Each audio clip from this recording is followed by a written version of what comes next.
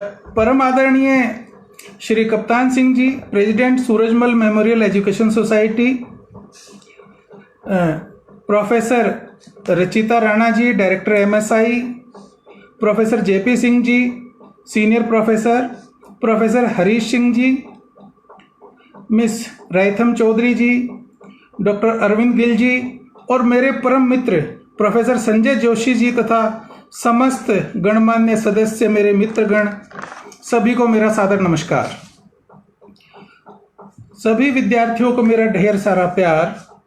मैं क्षमा प्रार्थी हूं कि कुछ तकनीकी कारणों की वजह से इतना विलंब रहा और सबको इतना कष्ट रहा, उसके लिए मैं क्षमा प्रार्थी हूं। मेरे लिए अत्यंत ही खुशी की बात है कि आज मुझे role of emotional intelligence in कोविड-19 क्राइसिस पर बोलने का अवसर मिला। इस बात को शुरू करने से पहले देखिए, एक दो चीज़ों के बारे में या बहुत सारी चीज़ों के बारे में मेरे परम मित्र प्रोफेसर संजय जोशी जी भी आप लोगों का ध्यान आकर्षित कर चुके हैं और जोशी जी ने बड़े अच्छे नोट के साथ अपनी वाणी को विराम दिया। उन्होंने काफ़ी कुछ चीज़ें कवर की हैं, बाकी उसके आगे जैसे जोशी जी भी चाह रहे थे उसके आगे की बात मैं आगे बढ़ाऊंगा। जैसे अभी आज का जो समय है, जो पेंडेमिक की जो समस्या है, या अभी जो हम बात कर रहे हैं न्यू नॉर्मल की जो बात कर रहे हैं, न्यू नॉर्मल है या पेंडेमिक है या जो भी क्राइसिस आज के समय में है, इस क्राइसिस की वजह से काफ़ी कुछ समस्याएं हमारे सामने हैं, लेकिन इन समस्याओं को हम चुनौती के रूप में भी बदल सकते हैं।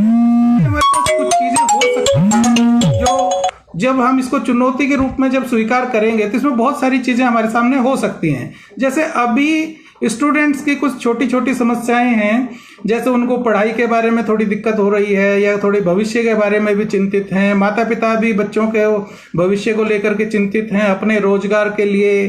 कुछ लाइफस्टाइल में भी परिवर्तन आया है और बहुत सारी चीज़ें जो हैं वो अभी कुछ परिवर्तित हुई हैं। ये हमें मानना पड़ेगा कि ये जो भी कुछ घटित हुआ पिछले कुछ महीनों में, ये एक आपदा की स्थिति है और आपदा में ऐसी समस्याएं आना या इस प्रकार की बातों का होना स्वाभाविक होता है, क्योंकि ये हमारे we are human being and it's normal process कि जब हमें कोई समस्या होती है, कोई परेशानी होती है, तो उसके लिए हम लोग डेफिनेटली प्रभावित होते हैं। ये एक बड़ी साधारण सी बात है। अच्छा, आज से कई सौ वर्ष पहले प्लूटो ने कहा था कि all the learning has an emotional base. आज हम ज्यादा चर्चा करेंगे इमोशनल इंटेलिजेंस के बारे में। जैसे जब हम इमोशनल बेस की बात करते हैं कि जिस तरह की चीजें चल रही हैं, जो भी बातें हो रही है, उसमें सबसे महत्वपूर्ण जो रोल है वो हमारे लिए इम्पोर्टेंट जो मुद्दा है वो मुद्दा है कि how do we regulate our emotions. जो हमारे इमोशंस हैं उनको रेगुलेट करना या उनको मैनेज करना हमारे लिए सबसे इंपॉर्टेंट और सबसे महत्वपूर्ण बात है। जिस तरह से हमारे जो इमोशंस हैं, जो भी हमारे इमोशंस चल रहे हैं, सभी किसी ना किसी दुविधा में, किसी ना किसी परेशानी में, किसी ना किसी वजह से, एक या दूसरी वजह से कुछ समस्याएं महसूस कर रहे हैं, परंतु इनका हमारे पास बहुत कुछ समाधान भी है। जैसे आप सभी लोग जानते हैं कि हमारे यहाँ तीन इंपॉर्टेंट चीज हैं, तीन इंपॉर्टेंट एस्पेक्ट हैं। First is intelligence quotient. Intelligence quotient की जब हम बात करते हैं तो उसमें हम हमारे एडजस्टमेंट की बात करते हैं, बाकी हम एक लेवल तक अचीव करने की बात करते हैं। जैसे अभी तक जो लोगों ने पाया है कि जो बच्चे हायर स्कोरर होते हैं, जो अच्छी तरीके से ज़्यादा मार्क्स लेकर के आते हैं, वो उनको जनरली हम इमोशनल मतलब आईक्यू उनका अच्छा मानते हैं। वैसे भी आईक्यू की एक रेंज दी हुई है कि कुछ लोग कहते हैं, कुछ स्केल में 70 से 90 तक जो लोग फॉल करते हैं, कुछ जगह 80 से 110 की बात करते हैं कि जो लोग उस रेंज में आ जाते हैं वो एवरेज होते हैं। जो हायर साइड में चले जाते हैं वो ज़्यादा इंटेलिजेंट क्वोशिएंट वाले माने जाते हैं। जो कम साइड में होते हैं उनको थोड़ा सा कम माना जाता है। लेकिन क्या ये इंटेलिजेंट क्वोशिएंट हमारी सफलता का राज हो सकता है, या क्या हमारी जो इंटेलिजेंट क्वोशिएंट है, जो हमारी आईक्यू है, क्या ये किसी भी आदमी को लाइफ में सफल बनाने के लिए इंपॉर्टेंट है?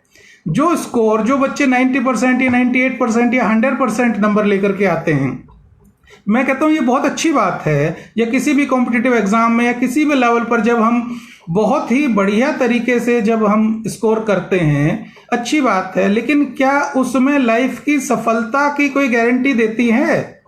ऐसे कितने ही केसेस हैं जिन लोगों का इंटेलिजेंट क्वेश्चन बहुत अच्छा था। जैसे मैं किसी दूसरे नोट पर बात करना चाह रहा हूं कि अभी कुछ दिनों पहले भी हमने कुछ लोगों के बारे में पढ़ा, अक्सर हम टेलीविजन में सुनते हैं या हम न्यूज़पेपर में पढ़ते हैं कि such a senior bureaucrat committed suicide.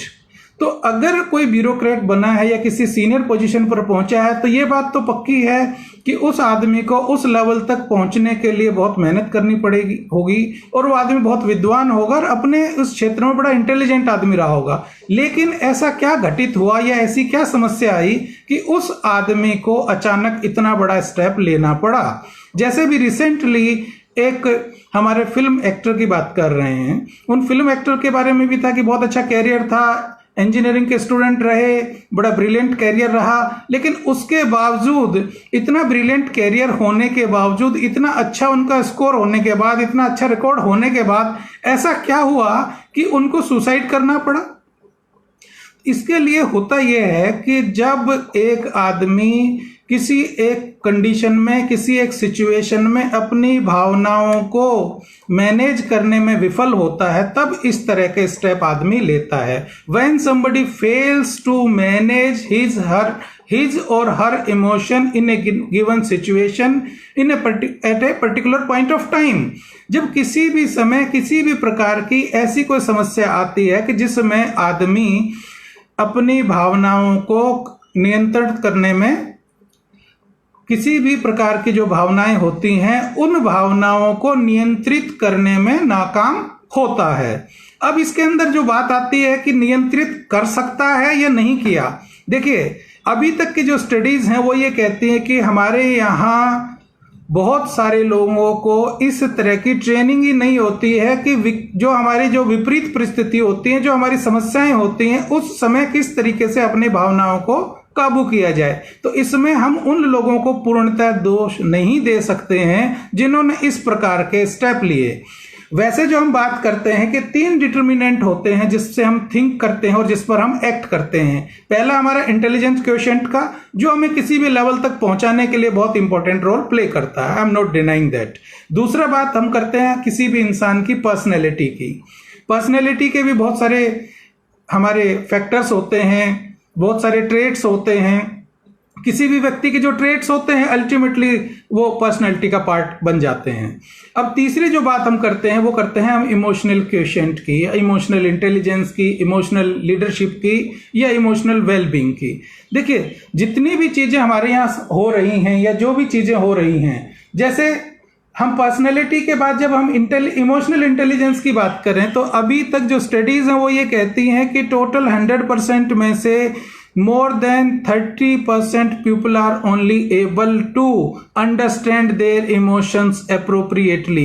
ये सबसे बड़ी समस्या की बात है कि जो हमारे जो अपने जो लोग हैं वो भावनाओं को समझ ही नहीं पाते हैं। जैसे हमारे यहाँ इमोशंस कौन कौन से होते हैं, जैसे हम बात करते हैं हैप्पीनेस की, सैडनेस की, एंगर की, फियर की, शेम की, और इसके अलावा मल्टीप्लाई इसको करते करते बहुत सारे हमारे इमोशंस होते हैं, बहुत सारी हमारी भावनाएं होती हैं जो हमारी रोजमर्रा के काम में, डे टू डे लाइफ में बहुत इंपॉर्टेंट रोल प्ले करती हैं। जैसे एक बहुत छोटा सा एग्जांपल मैं आपके साथ शेयर करना चाहूंगा।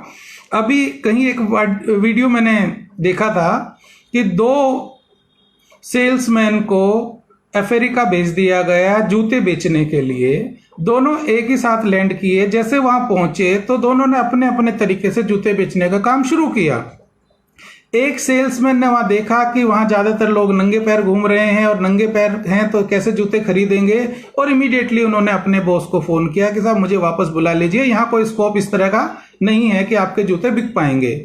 इसके बदले में जो दूसरा जो व्यापारी था, दूसरा जो सेल्समैन था, उसने वहां देखा कि यहाँ तो ज्यादातर लोग तो नंगे पैर हैं, तो इसका मतलब यहाँ हमारे लिए बहुत अच्छा स्कोप है अपने काम करने का। तो ये हमारा कुछ चीजों को देखने का एक एटीट्यूड होता है।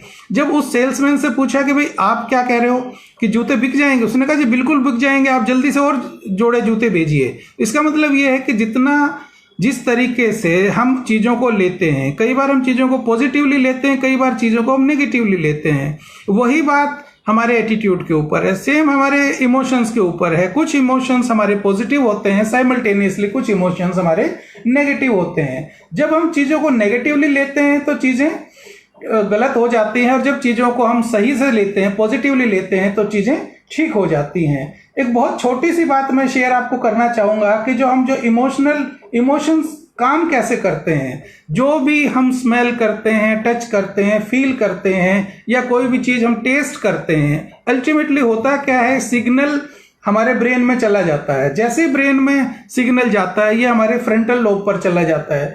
फ्रंटल लोब से जैसे ही वो चीजें प्रोसेस होती है, उससे आपको इमोशन आता है। जैसे कोई भी चीज हम खाते पीते हैं, कुछ भी हम टेस्ट करते हैं, कोई भी टच करते हैं, तो उसमें क्या होता है कि जो हमारा कम्युनिकेशन होता है, जो हमारा वहां ब्रेन में सिग्नल जाता है, और सिग्नल जाने के बाद फ्रंटल लोब पर जाता है। फ्रंटल लोब से इमीडिएट जो रिएक्ट करता है, तो जो हमारा इमोशन और रैशनल ब्रेन के बीच में इमोशंस हमारे पैदा होते हैं। इमोशंस के बारे में देखिए, बहुत सारे लोगों ने अलग अलग प्रकार की अपनी थ्योरीज दी है। जनरली हम जो इमोशनल इंटेलिजेंस की जो बात करते हैं, ये 3 थ्योरी पर आधारित है। एक जो एबिलिटी जो मॉडल दिया, ability model was given by Peter Salovey and John D mayor.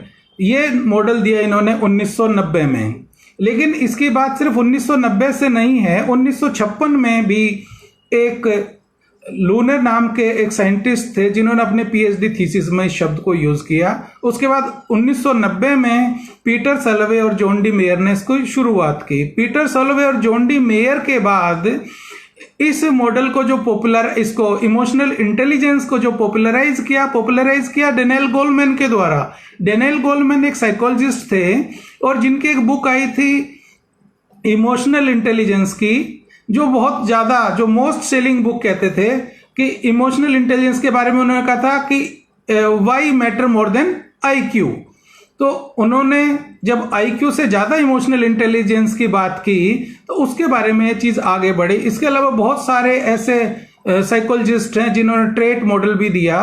तो अब जो मॉडल डेनियल गोलमैन ने दिया था, उस मॉडल को जनरली कंसीडर किया जाता है मिक्स्ड मॉडल के रूप में, कि इसके अंदर पर्सनैलिटी के कुछ ट्रेट्स की भी बात हो रही है। जो एक मॉडल जो सबसे पहले पीटर सैलवे ने दिया था, पीटर सैलवे का जो मॉडल था उसको कहते हैं एबिलिटी मॉडल, क्योंकि वो कुछ सर्टेन एबिलिटीज की बात करता है, इसके बियॉन्ड वो बात नहीं करता है। दूसरा जो मॉडल जो डेनियल गोलमैन ने दिया था, उसको मिक्स्ड मॉडल की बात करते हैं। इसके अलावा कुछ ट्रेट मॉडल्स भी दिए हैं, बट अल्टीमेटली हम जो बात करेंगे आज, हम डेनियल गोलमैन के मॉडल की बात करेंगे कि डेनियल गोलमैन ने जो मॉडल दिया, उस मॉडल में इमोशनल इंटेलिजेंस को किस प्रकार से उन्होंने डिवाइड किया।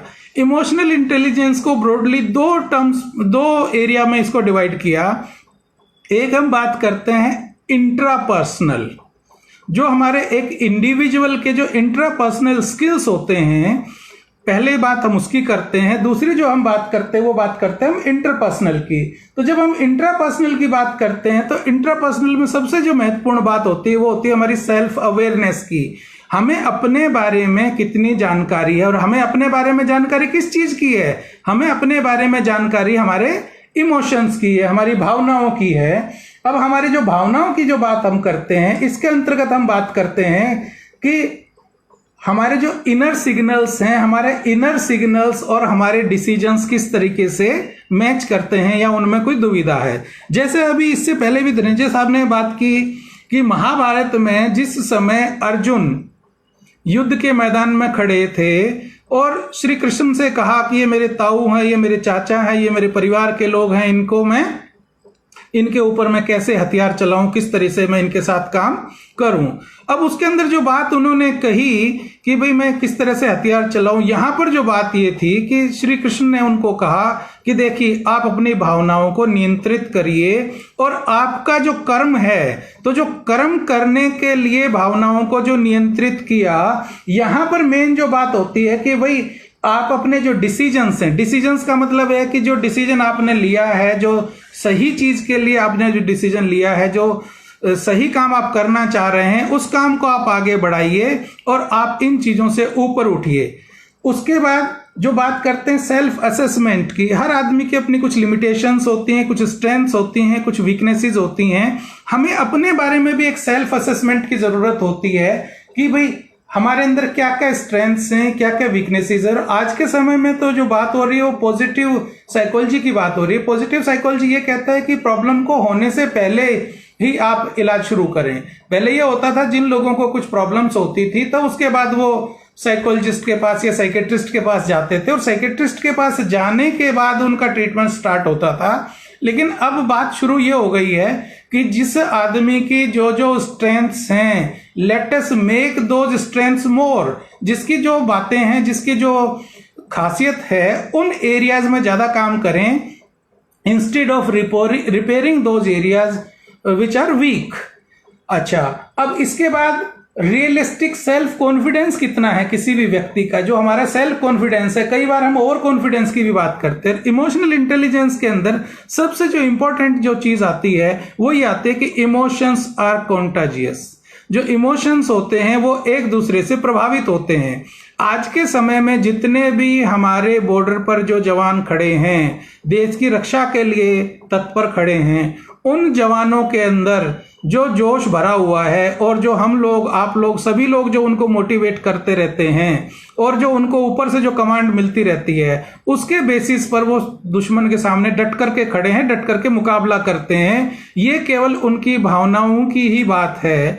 या जो अभी हमारे जितने भी कोविड-19 को डील करने में डॉक्टर्स थी, पुलिस थी, नर्सिस थी, या बाकी जितने भी लोग इसमें इन्वॉल्व थे, जिनको हम वॉरियर्स के रूप में देखते हैं, वो सब वॉरियर्स भी इसी वजह से कि yes, it is my responsibility, it is my duty, I have to serve for my country. यही सब भावनाएं हैं जो किसी भी आदमी को काम करने के लिए आगे लेकर के चलती है।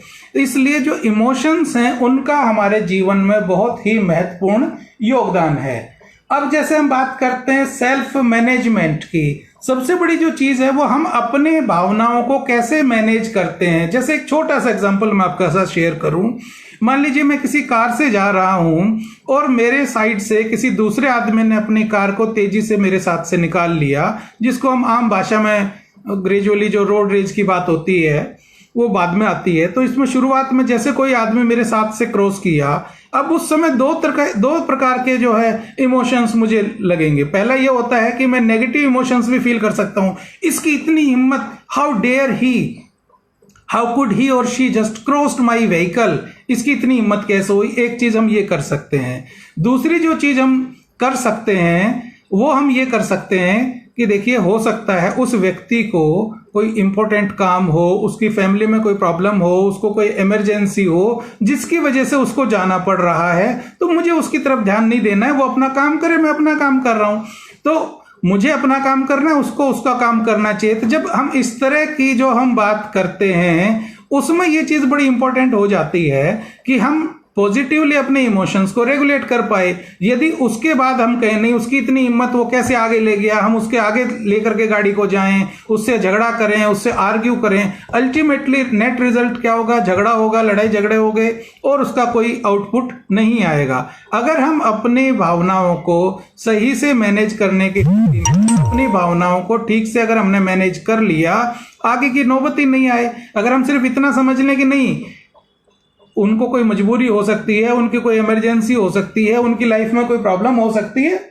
इसके अलावा जो हम बात करते हैं कि जैसे कुछ डिस्टर्बिंग इमोशंस हमारे साथ आते हैं, लाइफ में सभी के कुछ डिस्टर्बिंग इमोशंस आते हैं, उस समय अगर हम अपने आप को केवल थोड़ा सा डेविएट कर लें अपनी उस सिचुएशन से, उस कंडीशन से। जैसे जनरली क्या होता है कि हम मैथमेटिक्स के जब सवाल सोल्व करते हैं या हम केमिस्ट्री के किसी इक्वेशन में फंसते हैं या किसी इंपॉर्टेंट सब्जेक्ट के बारे में हम बात करते हैं, वहां जब भी हमें कोई समस्या आती है तो हम क्या करते हैं?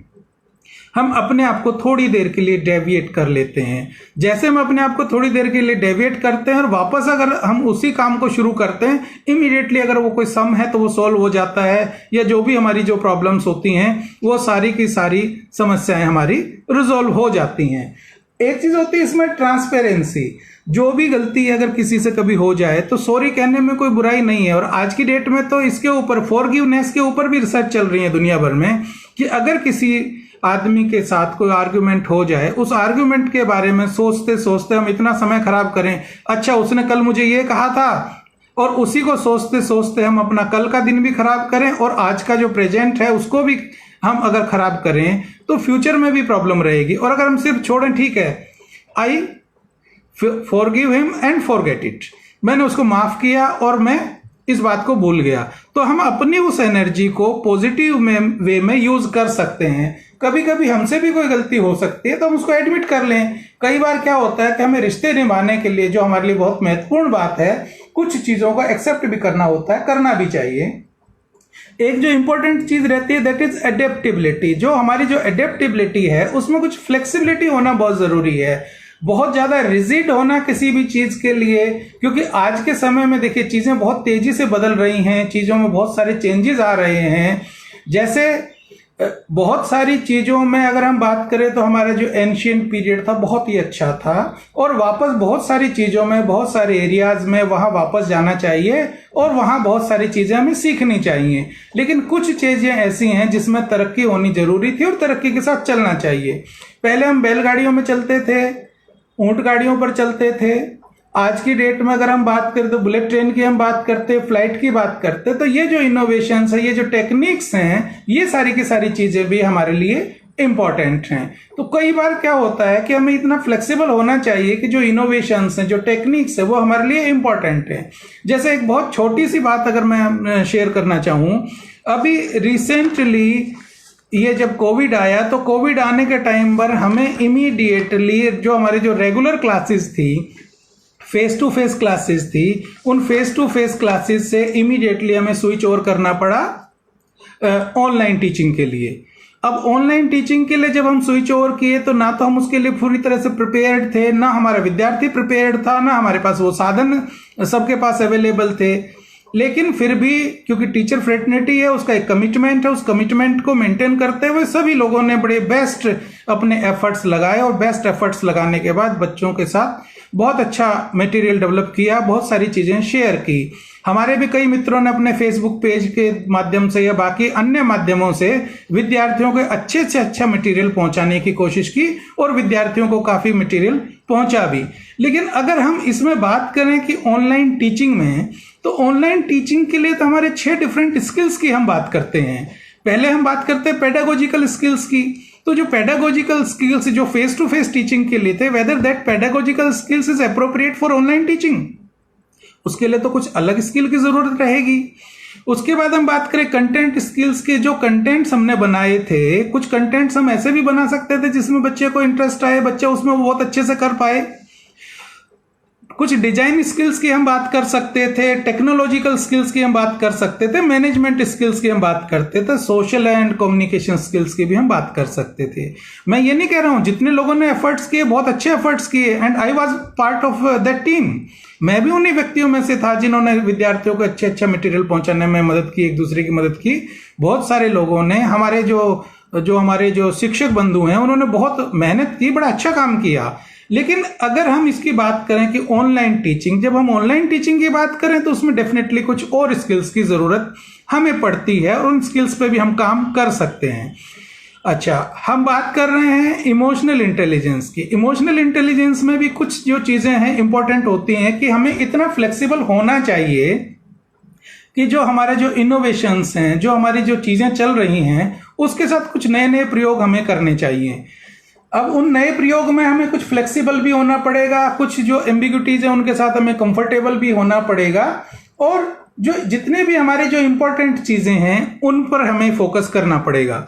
बीच बीच में हमें अपने आप को सेल्फ मोटिवेट करना पड़ेगा, क्योंकि जब हम बात करते हैं सेल्फ मैनेजमेंट की, तो सेल्फ मैनेजमेंट में सबसे जो महत्वपूर्ण बात है वो क्या है? सेल्फ मैनेजमेंट में सबसे महत्वपूर्ण बात यह है कि हम अपने आप से बात करते हैं। जब हम अपने आप से बात करते हैं कि आज मैंने पूरा दिन किस चीज में लगाया, पूरा दिन लगाने के बाद मैंने क्या क्या आउटपुट दिया, मेरा नेट रिजल्ट क्या निकला, जब हम पूरे अपने आप को अंदर से वॉच करते हैं, अपने आप को जब रियलाइज करते हैं, सिस्टम को देखते हैं, चीजों को देखते हैं, और उन चीजों को देखने के बाद, उनको रियलाइज करने के बाद हम समझते हैं कि अच्छा, बहुत अच्छा काम हुआ।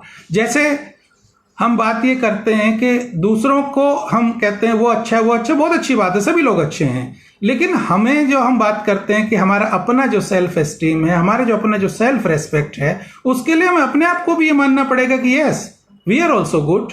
कोई कमी है तो उसको ठीक किया जाएगा, उसके अंदर कोई फ्लेक्सिबिलिटी रखी जाएगी। जब कोई फ्लेक्सिबिलिटी होगी उससे हम ठीक कर लेंगे चीज़ों को। कोई भी चीज़ लाइफ लॉन्ग लर्निंग है, जिंदगी में हमेशा एक दूसरे से सीखता है आदमी। जैसे अभी कनेक्टिविटी में इतनी समस्या रही, इतना समय लगा, इतने लोगों का इतना समय खराब हो पाया, जिसके लिए मैं भी मानता हूं कि कुछ हद तक मैं भी जिम्मेवार हूं, कुछ टेक्नोलॉजी की भी बात है। तो अब इस तरह की जो चीजें हैं, लेकिन उसके अंदर यह है कि आज अगर कनेक्टिविटी की प्रॉब्लम आई तो कल हम इसको एफर्ट कोई ना करें या इस तरह की बात ही ना करें, तो ऐसा थोड़ा सा गलत हो जाएगा। दूसरी चीज क्या है कि हमारे अंदर जो चीज होती है सोशल अवेयरनेस, जो सबसे महत्वपूर्ण बात है। जैसे मेरे मित्र धनंजय जोशी जी ने भी कहा कि भाई हमारी जो सोसाइटी के जो लोग हैं, जैसे अभी लॉकडाउन के दौरान लोगों को एक दूसरे की मदद करना था, लोग एक दूसरे को मदद करते रहे, एक दूसरे का सहयोग करते रहे। किसी के खाना है कि नहीं है, खाना पहुंचाना है, किसी के यहाँ मेडिसिन पहुंचानी है, किसी बुजुर्ग की मदद करनी है। इस तरह की जो बहुत सारी जो चीजें हमने की, या जो बहुत सारी चीजें हम कर रहे थे, वो हमारे सोशल अवेयरनेस की बात है। वो चीजें हमारे संस्कारों में हैं। हम लोगों की जो लाइफ रही है, हम लोगों की जो सिस्टम रहा है, वो क्या सिस्टम रहा है? हम लोगों का सिस्टम रहा है इंटरडिपेंडेंसी का। हमारे यहाँ गांव में, या क्योंकि ज्यादातर लोग हम गांव से ही निकले हैं और हमारी जो संस्कार हैं वो गांव से ही निकले हैं। हमारे यहाँ ज्वाइंट फैमिली कॉन्सेप्ट था। ज्वाइंट फैमिली के बियॉन्ड भी हमारे जो एक कॉन्सेप्ट था वो इंटरडिपेंडेंसी का था। कोई आदमी काश्तकारी का काम करता था, कोई आदमी चमड़े का काम करता था, कोई आदमी औजार बनाने का काम करता था, कोई आदमी उनको ठीक करने का काम करता था। तो हम जो आज भी हम जो बात कर रहे हैं, जो हम इंडिपेंडेंस की बात कर रहे हैं, जो स्वावलंबन की भी हम बात कर रहे हैं, उसके अंदर भी ये चीज हमारी परंपरा में पहले से भी रही है कि हम एक दूसरे के ऊपर निर्भर रहे हैं। और आज जो हम आत्मनिर्भरता की बात कर रहे हैं, तो हमारे गाँव में तो ऐसी बहुत सारी चीजें रही हैं कि लोहार के पास हम जाते थे तो हम अपने औजार बनवा लेते तो उनको ठीक कर लेते थे, कहीं जाते थे हम अपने बाल कटा लेते थे, कहीं हम जाते थे किसान हमारे लिए अनाज उगा देता था, अध्यापक हमें शिक्षा दे देता था। तो जो हमारी जो ट्रेडिशनल जो सिस्टम्स रहे हैं वो सारे के सारे बड़े अच्छे सिस्टम रहे हैं। उसके अंदर हमारी शेयरिंग वर्क की बात रही है। हर आदमी अपना अपना काम करता था, एक दूसरे के ऊपर इंडिपेंडेंसी थी, कोलैबोरेटिव वर्क की हमारी जो परंपरा थी वो रही थी। और इस इंडिपेंडेंसी और इस कोलैबोरेटिव वर्क से बड़े अच्छे से हमारे सारी चीजें हो जाती थी। जैसे मैं बहुत छोटा सा एग्जांपल दूं कि मैं खुद वर्किंग हूं, मेरी वाइफ खुद वर्किंग है, लेकिन मैं ज्वाइंट फैमिली में रहता हूं। बच्चे कब छोटे से बड़े हो गए हम लोगों को पता ही नहीं चला। तो ये हमारे बच्चों को माता पिता के, दादा दादी के संस्कार भी मिल पाए और बच्चों को बड़ा होने में मदद भी मिली। लेकिन आजकल लोग किसी वजह से या किसी कारण से जो न्यूक्लियर फैमिलीज में जो रहते हैं या रहना पड़ता है, उसके पीछे कुछ अलग कारण भी हो सकते हैं। मैं सिर्फ एक ही कारण को दोष नहीं दूंगा। न्यूक्लियर फैमिलीज में होता यह है कि जनरली हस्बैंड वाइफ दोनों वर्किंग होते हैं। जब हस्बैंड वाइफ वर्किंग होते हैं, दिन भर वो बच्चा या तो मेड के साथ रहता है, या क्रैच में रहता है, या वो किसी और के साथ रहता है। जब वो दिन भर बच्चा उसी के साथ रहेगा, मेड के साथ रहेगा, क्रैच में रहेगा, किसी और के साथ रहेगा, तो उस बच्चे की उन माता पिता से बहुत आत्मीयता कैसे हो सकती है? माता पिता अभी बिजी हैं, उनके अपने कुछ पर्सनल कारण हैं, उनके कुछ अपने आर्थिक कारण हैं, उनके अपने अन्य कारण हैं, जिसकी वजह से दिन भर माता पिता बाहर रहते हैं। शाम को जैसे आए उन्होंने, वो भी थके हारे घर में आते हैं, तब तक बच्चा भी अपना सोने की स्थिति में होता है, बच्चा सो जाता है। सुबह उठते हैं, बच्चा सो रहा होता है या उठ जाता है, तो भी बच्चे से कोई बहुत ज्यादा बातचीत उनकी नहीं हो पाती है। तो अब इस तरह के मामले में या इस तरह की बात में वो बच्चा जिस मेड के साथ वो रहता है या जिसके साथ भी वो रहता है, उनको वो अपना परिवार मानता है, ना कि वो माता पिता को ज्यादा बड़ा परिवार का हिस्सा मान पाता है। अब इस तरह की जब ट्यूनिंग या इस तरह की ट्रेनिंग जो शुरू से बचपन से हो जाएगी, तो उस बच्चे के अंदर माता पिता के लिए बहुत आत्मीयता नहीं रहेगी या नहीं रह पाएगी। अब उसके लिए कारण चाहे जो भी रहें, उस कारण के लिए आत्ममंथन किया जा सकता है, माता पिता कुछ काम अलग से कर सकते हैं या कुछ समय निकाल सकते हैं और उस बच्चे को भी वो बात समझा सकते हैं। दूसरी बात हम करते हैं सर्विस ओरिएंटेशन। सर्विस ओरिएंटेशन तो हम शुरू से करते रहे हैं, जिसका जो स्पेशलाइजेशन था, जिसका जो काम था, वो सब करते रहे हैं। इवन तो हमारे कुछ मित्रों ने फेसबुक के माध्यम से बच्चों को कंटेंट डिलीवर करना शुरू किया। सारे मित्रों ने वॉलंटरली ऑफर कर दिया कि ठीक है साहब, बच्चों का मामला है, सारे लोग वॉलंटरली ऑफर करेंगे और किसी को किसी प्रकार का भी मानदेय की कोई बात नहीं थी। और किसी ने कोई मानदेय नहीं लिया, क्योंकि अध्यापक है, अध्यापक के लिए बच्चों के लिए लेक्चर देने से बढ़िया बात कुछ हो नहीं सकती। और सभी लोगों ने लेक्चर दिए, बच्चों के लिए एक अच्छा खासा कंटेंट तैयार हो गया। और इसमें कई तरह के जो फेसबुक पेज पर काम चल रहे हैं, हमारे जोशी साहब भी एक फेसबुक पेज चला रहे हैं, वो भी बहुत अच्छा काम कर रहे हैं, बहुत अच्छा काम चल रहा है। एक चीज हमारी होती है एम्पैथी की। एम्पैथी में सबसे बड़ी समस्या क्या रहती है कि सिंपैथी तो हो जाती है लेकिन एम्पैथी नहीं हो पाती है। और जब हम बात करते हैं कि empathy somewhat different from sympathy. किसी से सिर्फ ये कह देना कि अच्छा कष्ट में है, ठीक है, वो एक टेम्परेरी फेज है, लेकिन सिर्फ इतनी बात से काम नहीं चलेगा। हमें जब बात करते हैं एम्पैथी, तो एम्पैथी का मतलब है कि हम किसी भी आदमी के बारे में बात ये कर रहे हैं कि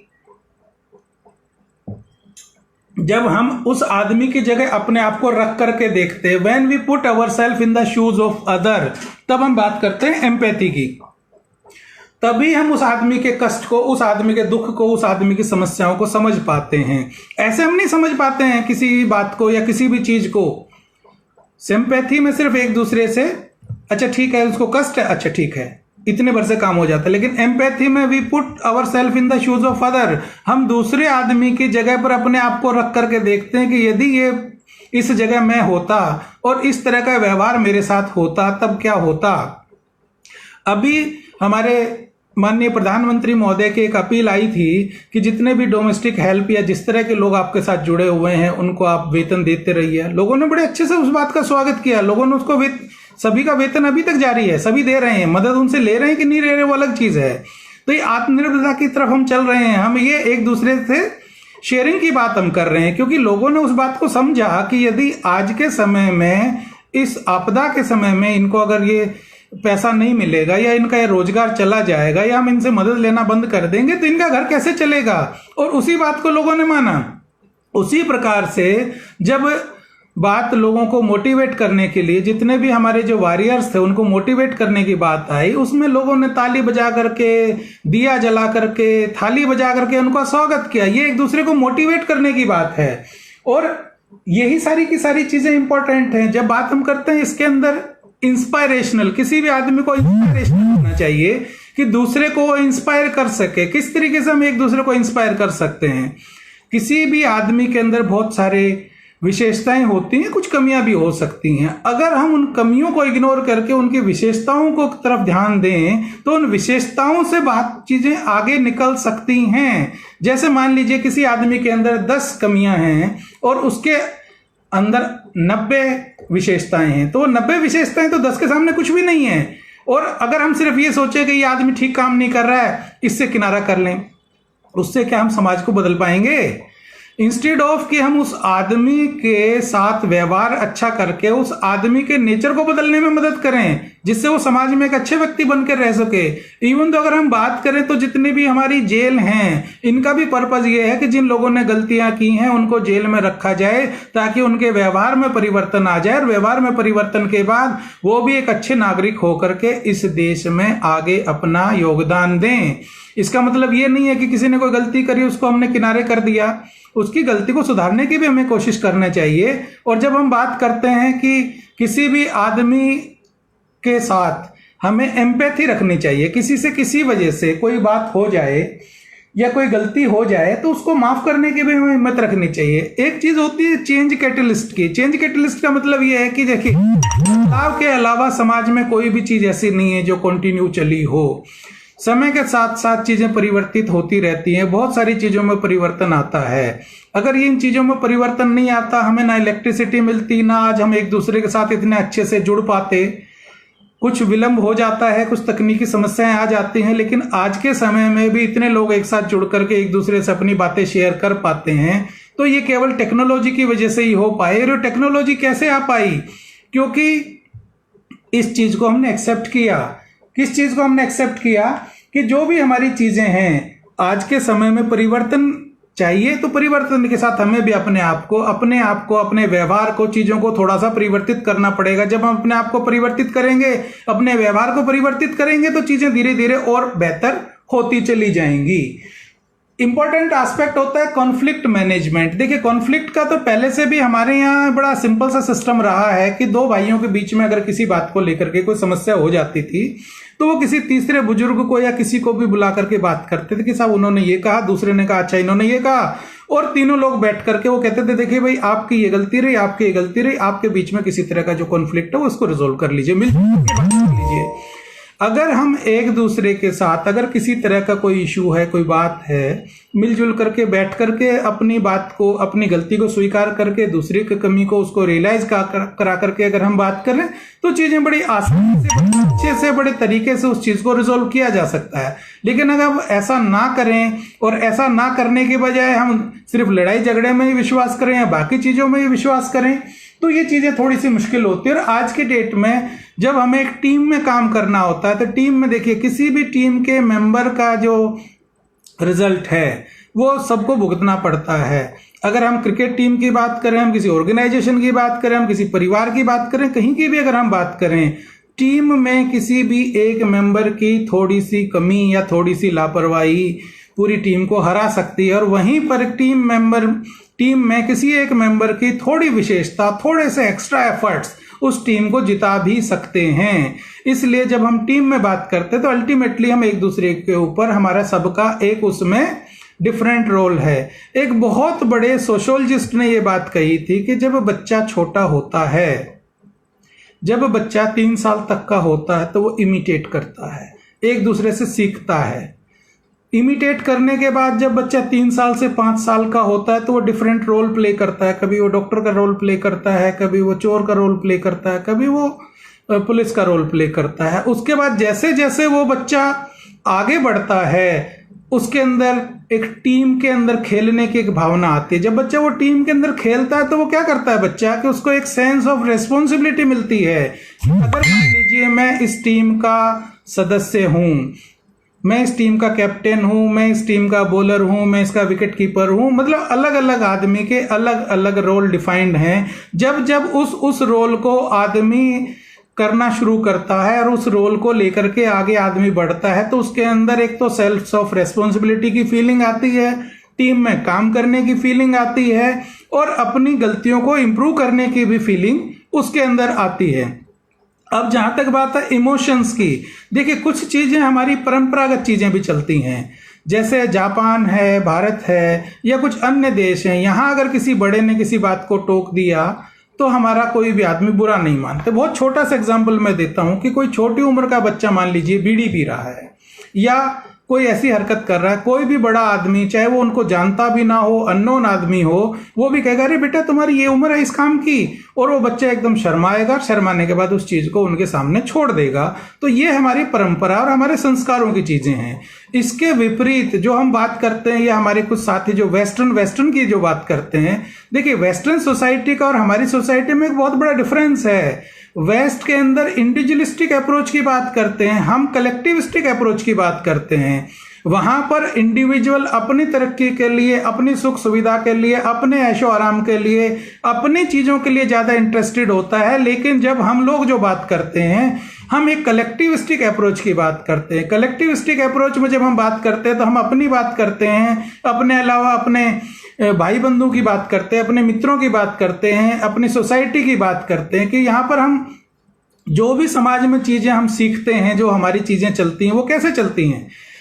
किसी भी बच्चे का जो संस्कार शुरू होता है उसके परिवार से होता है। परिवार कहाँ से वो नॉर्म्स लेता है? परिवार वो नॉर्म सोसाइटी से लेता है और सोसाइटी के कुछ स्टैंडर्ड नॉर्म्स होते हैं और बीच बीच में सोसाइटी की कुछ चीजें, जैसे चीजें खराब होने लगती हैं, सोसाइटी में कुछ विकृति आती है तो उसमें कुछ समाज सेवक होते हैं, कुछ समाज के लोग आते हैं कि उन विकृतियों को दूर करने के लिए कुछ नॉर्म्स में परिवर्तित करते हैं। जैसे दहेज प्रथा एक बात हो गई, बाल विवाह एक बात हो गई, या इस तरह से अन्य प्रकार की जो चीजें भी आती हैं तो सोसाइटी में वो रिफॉर्म्स हो जाती हैं। सोसाइटी की जो रिफॉर्म्स हो जाती हैं उन नॉर्म्स को हर परिवार मानता है, उन परिवार से वो बच्चों के अंदर आती है और बच्चों से वो संस्कार अगली जनरेशन के लिए चलते हैं। तो जो बात हम करते हैं समाज की, सोसाइटी की, कल्चर की, तो ये सारी की सारी चीजें कोलैबोरेशन में ही आती हैं। बिना कोलैबोरेशन की ये चीजें नहीं आती हैं।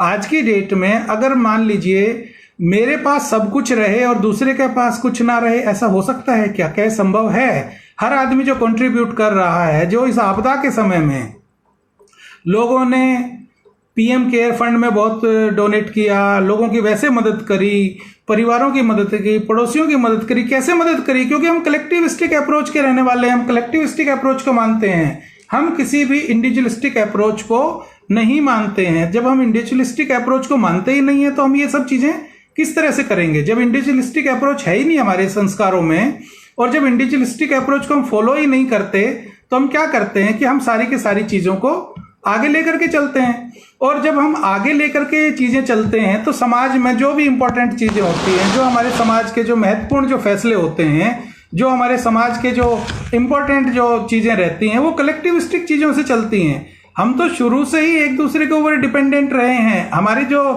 लाइफ स्टाइल रही है, जो सिस्टम रहा है, वो इंटरडिपेंडेंसी का रहा है। इंडिविजुअल लेवल पर तो कभी हमने सोचा ही नहीं है। तो इसलिए जो चीजें हम वेस्ट की तरफ या अन्य कंट्रीज की तरफ जो देखते हैं, देखिए ऐसा होता है कि इमोशंस के अंदर भी एक सबसे महत्वपूर्ण जो बात रहती है कि वो देश के अनुसार, काल के अनुसार ही चलता है। भावना, जैसे बहुत छोटी सी एग्जांपल मैं आपको दूं कि जो भावना हमारे यहाँ किसी चीज को लेकर के, जैसे हमारे यहाँ कलेक्टिविस्टिक अप्रोच की हम बात करते हैं, किसी दूसरी कंट्री में इंडिविजुअलिस्टिक अप्रोच की बात करते हैं, तो जो भावना हमारे यहाँ होगी वो भावना वहां नहीं हो सकती। और हमारे यहाँ पर जो भावना है वो अलग अलग है। जैसे हम बात करते हैं कुछ विभिन्न प्रकार की चीजों की, कौन कौन सी प्रकार की चीजों की हम बात करते हैं जनरली? एक हम अप्रोच की बात करते हैं, एक दूसरे को साथ लेने की बात करते हैं। जब हमारे बच्चों के, जब हम स्पोर्ट्स की भी भावना अगर हम पैदा करते हैं, बाकी भी चीजें हम पैदा करते हैं, उसके अंदर भी हम एक सेंस ऑफ रेस्पॉन्सिबिलिटी की बात करते हैं, एक जिम्मेवारी की बात करते हैं। या अगर हम अपने ग्रंथों की भी बात करें, या मत भगवत गीता की भी हम बात करें, जो सबसे बड़ा मैनेजमेंट का ग्रंथ माना जाता है, या हम कहीं भी किसी भी प्रकार की बात करें, सभी जगह ये सारी की सारी चीजें इंपॉर्टेंट होती हैं। क्योंकि बिना इसके हम कोई भी काम नहीं कर पाते हैं, या बिना इसके कोई भी काम संभव नहीं है। हम इंडिविजुअलिस्टिक अप्रोच से काम नहीं कर सकते, क्योंकि हमारे ना तो इस प्रकार की आदत रही है, ना हमारी ऐसी कोई परंपरा रही है, ना हमारे कोई सिस्टम रहा है। हम तो हमेशा कलेक्टिविस्टिक अप्रोच की बात करते रहे हैं। और जब हम कलेक्टिविस्टिक अप्रोच की बात करते रहे तो हमारा जो सारा जो सिस्टम रहा है वो कलेक्टिविस्टिक ही रहा है।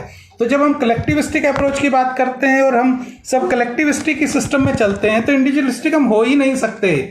और इसके अलावा जब हम बात करते हैं कि जैसे इमोशनल इंटेलिजेंस में बेसिकली हम इसको ब्रॉडर टर्म्स में अगर हम बात करें, केवल हम दो चीजों में ज्यादा फोकस करते हैं। एक जो हमारा जो चीज रहती है वो रहती है इंट्रापर्सनल। जहां हम बात करते हैं इंट्रापर्सनल की बात करते हैं, तो हम बात करते हैं सेल्फ के साथ हम सेल्फ को कैसे मैनेज करें। दूसरी बात हम करते हैं इंटरपर्सनल। तो जब हम इंट्रापर्सनल के बाद जब इंटरपर्सनल की हम बात करते हैं, तो उसमें हम क्या करते हैं कि हम दूसरों के साथ कैसे मैनेज करें। जहां हमने बात करें इंट्रापर्सनल की, इंटरपर्सनल की, तो इंटरपर्सनल का मतलब है कि दूसरे व्यक्तियों के साथ, अब दूसरे व्यक्तियों के साथ हम कैसे व्यवहार करें, दूसरे व्यक्तियों के साथ हम किस तरीके से काम करें। जैसे हमारे अपने जो दूसरे जो हमारे ग्रुप के जो लोग हैं, हमारे जो साथी हैं, क्योंकि कोई भी आदमी जहां काम करता है उसके साथ सबसे बड़ी जो प्रॉब्लम है वो ये होती है कि किसी भी आदमी का टीम में काम करने का एक सिस्टम होता है, किसी का कोई सीनियर होता है, किसी का कोई सबॉर्डिनेट होता है। एक बहुत छोटा सा एग्जांपल अगर मैं लेकर के चलूं, हम अपने घर से जाते हैं, हम किसी ऑटो में जाते हैं, किसी रिक्शा में जाते हैं, मेट्रो में जाते हैं, बस में जाते हैं, कहीं पर भी जाते हैं, कितने ही लोगों से हमारा काम पड़ता है, कितने लोगों के ऊपर डिपेंडेंसी है। मान लीजिए मुझे ऑटो से जाना है और ऑटो वाला कहे मैं तो नहीं जाऊंगा, आप रखिए अपने पैसे जेब में, तो उस आदमी का भी काम बड़ा इंपॉर्टेंट है जिस आदमी के ऊपर हमारा काम टिका हुआ है। तो इसलिए हम जब बात करते हैं, हम इंटरपर्सनल की भी बात करते हैं, केवल हम अपनी बात नहीं करते हैं। इसके अलावा जब हम बात करते हैं असर्टिवनेस की, एक जो थोड़ी सी जो इंपॉर्टेंट चीज है वो असर्टिवनेस की। लोग क्या करते हैं कि अगर मान लीजिए मुझे 4 काम दिए हुए हैं, 2 काम और मुझे मिल जाएं, तो मुझे ये भी कहना चाहिए बड़े पोलाइटली, बड़े आराम से कि देखिए साहब मेरे पास 4 काम हैं, जैसे ये खत्म हो जाएगा मैं अगला 1 काम आपसे और ले लूंगा। लेकिन क्या करेंगे कि उस समय बोलेंगे नहीं, और मन में एक दुविधा सी रहेगी, बोलूंगा तो कहीं बॉस नाराज ना हो जाए, नहीं बोलूंगा तो वर्कलोड ज्यादा है। होगा क्या कि वो उसके पूरी जो एफिशिएंसी है उसी के ऊपर इंपैक्ट आएगा, ना काम अच्छे से हो पाएगा, ना कोई और बात अच्छे से हो पाएगी। तो इस तरीके की जो चीज़ें होती है उसमें हम अपनी बात कह सकते हैं। हमें अपनी बात कहने में कोई हेजिटेशन ही नहीं होना चाहिए। इसमें कहाँ कोई दिक्कत की बात है। किसी को भी कोई समस्या है तो उस बात को कहने में कोई हेजिटेशन तो नहीं होना चाहिए। इसके बाद जैसे अभी हमारे जो सिस्टम चल रहा है, अभी ये जो समस्या चल रही है, इससे हम कैसे निजात पाएं, इसमें कुछ जो इम्पोर्टेंट एस्पेक्ट हैं या कुछ इम्पोर्टेंट जो चीज़ें हैं वो हैं टाइम मैनेजमेंट की। जैसे जोशी साहब ने भी थोड़ा सा जिक्र टाइम मैनेजमेंट का किया, मैं भी थोड़ा जिक्र करना चाहूँगा। जब हम टाइम मैनेजमेंट की बात करते हैं आज के समय में, खास करके विद्यार्थियों की भी बात करें तो घर पर ही रहते हैं, तो विद्यार्थियों के साथ समस्या क्या रहती है कि अगर कोई काम उनको किया जाए, अच्छा ठीक है दिन भर घर ही तो रहना है, घर ही रहना नहीं है, हमें अपने टाइम को व्यवस्थित करके रहना है। घर में सुबह उठने का हमारा एक टाइम होना चाहिए, उसके बाद जिस प्रकार से हम स्कूल जाते हैं, कॉलेज जाते हैं, यूनिवर्सिटी जाते हैं, हम अपने तैयार होते हैं, उसी तरह हमें तैयार भी होने की कोई आदत डालनी चाहिए। सिर्फ इतना नहीं है कि घर पर रहना है तो उठे जब मर्जी, नहाए जब मर्जी, खाया जब मर्जी किया।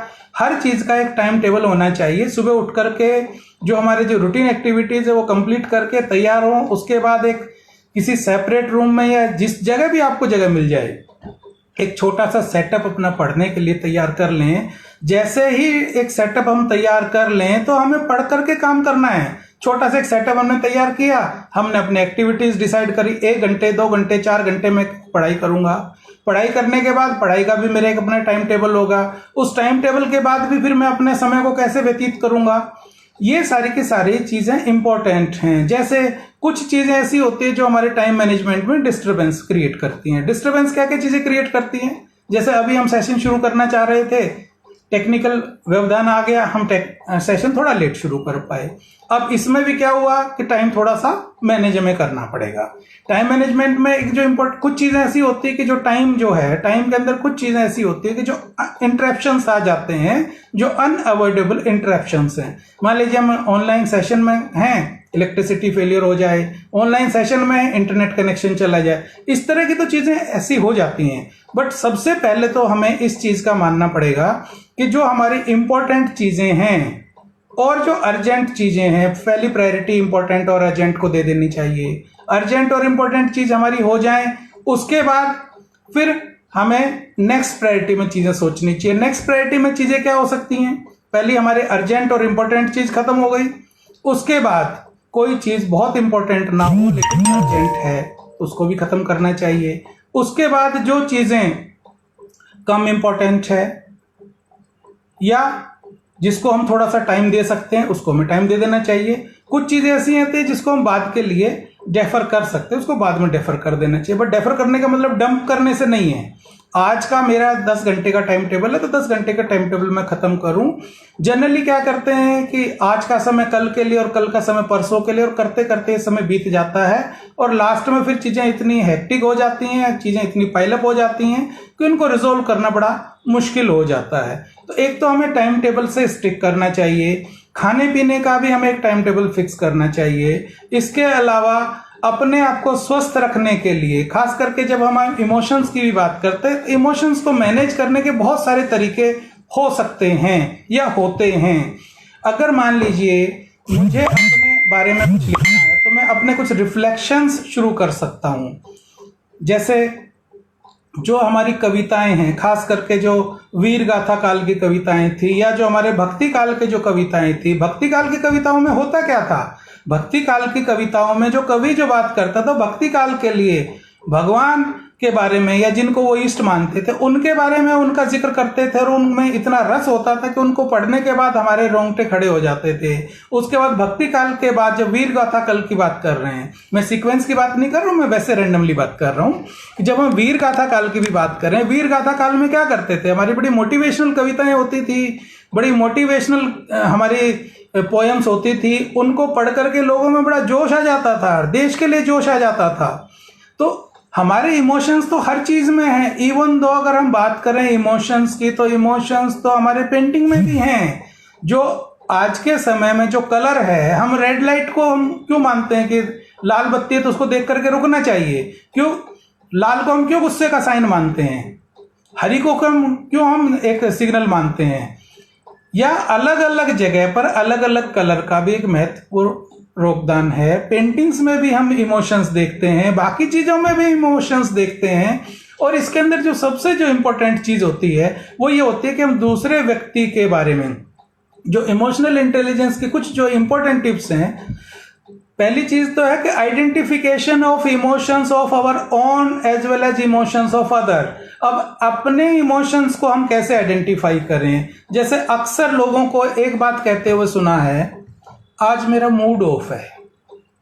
हम पूछते हैं अच्छा भाई आपका मूड ऑफ क्यों है, कोई कारण तो बताइए।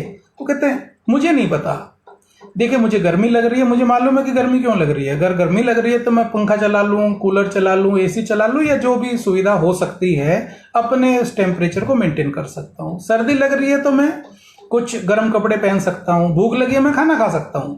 लेकिन क्या मुझे ये नहीं पता कि मेरा मूड ऑफ क्यों है? यहां सबसे बड़ी दिक्कत हमारे साथ आती है कि हमें यह नहीं पता है कि मेरा मूड ऑफ क्यों है, क्योंकि हम रूट कॉज को समझना नहीं चाहते। जैसे किसी भी आदमी को गुस्सा कब आता है? जब उसके मन मुताबिक चीज नहीं हो रही है। मैं कोई काम करना चाह रहा हूं, मेरे मन के मुताबिक चीज नहीं आई, मुझे गुस्सा आएगा। लेकिन अगर मैं उसका रूट कॉज समझने की कोशिश करूं तो शायद हो सकता है कि मैं गुस्सा को कंट्रोल कर पाऊं, मैनेज कर पाऊं। जैसे आज के समय में हर आदमी इतना डरा हुआ है, सोशल डिस्टेंसिंग का पालन करना है, लोगों को एक दूसरे की मदद करनी है, लेकिन दूर रह करके मदद करनी है। अब ऐसे में अचानक कोई आदमी आपसे डिस्टेंस कम करके बात करे, आपको एकदम गुस्सा आएगा कि देखिए सोशल डिस्टेंसिंग की बात हो रही, इससे मुझे इतना बड़ा रिस्क हो गया। लेकिन अगर आप थोड़ा सा उस आदमी को, उसी भी चीज को आप थोड़ा सा मैनेज करके उसको पोलाइटली कहते भाई थोड़ा पीछे हट जाइए, आप समझिए सोशल डिस्टेंसिंग, आप अपनी बात कह दीजिए। अब इस बात को कहने का हमारा तरीका प्यार से भी हो सकता है, इस बात को कहने का तरीका हमारा गुस्से से भी हो सकता है। अब हम रूट कॉज को तो समझते नहीं। जैसे महात्मा बुद्ध ने भी कहा था कि दुनिया में सफरिंग है, दुख है, लेकिन दुख का कोई कारण है। और दुख का क्या कारण है?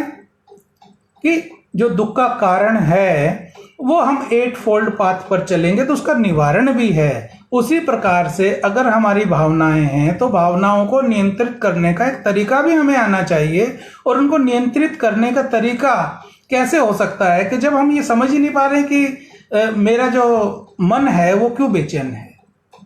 क्या किसी ने ऐसी बात बोल दी जो मुझे अच्छी नहीं लगी, या क्या मैं किसी बात को प्रॉपर समझ नहीं पाया, या कोई इसके अलावा कोई अन्य कारण हो गया। तो ये सारी की सारी बातें सोच करके, समझ करके, देख करके अगर मैं चलूं तो उसका रूट कोज मुझे जानना होगा। अगर उसका मैं रूट कोज जान लूंगा तो वो प्रॉब्लम मेरी रिजॉल्व हो जाएगी। तो ये कारण तो हमारा आइडेंटिफिकेशन का है। दूसरा, दूसरे की भावनाओं को भी समझना।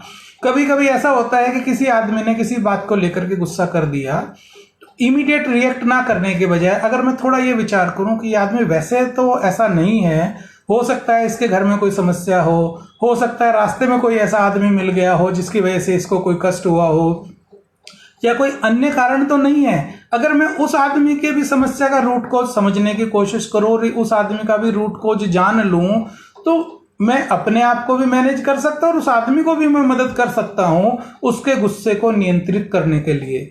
इसके बहुत छोटे छोटे टिप्स हो सकते हैं। अगर मान लीजिए किसी आदमी को, सबसे पहले हम बात करते हैं, जैसे रेड लाइट में 3 लाइट होती हैं। सबसे पहले रेड लाइट, पहले होती है ग्रीन लाइट, ग्रीन के बाद होती है येलो, उसके बाद होती है रेड।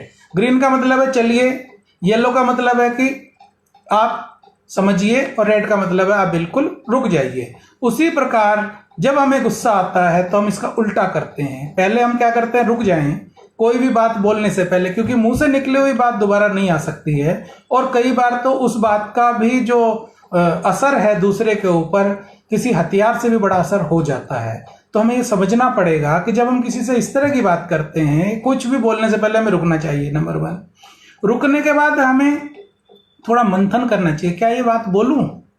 नहीं, ये बात नहीं बोलनी चाहिए। मंथन करके फिर उसके बाद लगे कि यस ठीक है, तो उसके बाद बोलने में कोई हर्ज नहीं है।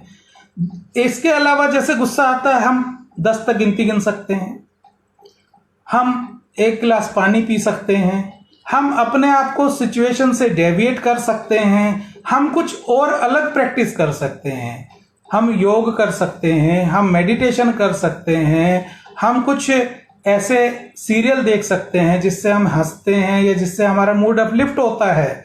जैसे एक आदमी अगर मान लीजिए खुश है और वो झोंपड़ी में भी रहता है तो उसकी खुशी बहुत ज़्यादा होती है और उसको उस झोंपड़ी में महल से बड़ा आनंद आता है। इसके विपरीत यदि कोई एक आदमी महल में भी रहता है और वो खुश नहीं है तो वो उसको झोंपड़ी से भी खराब जगह लगती है।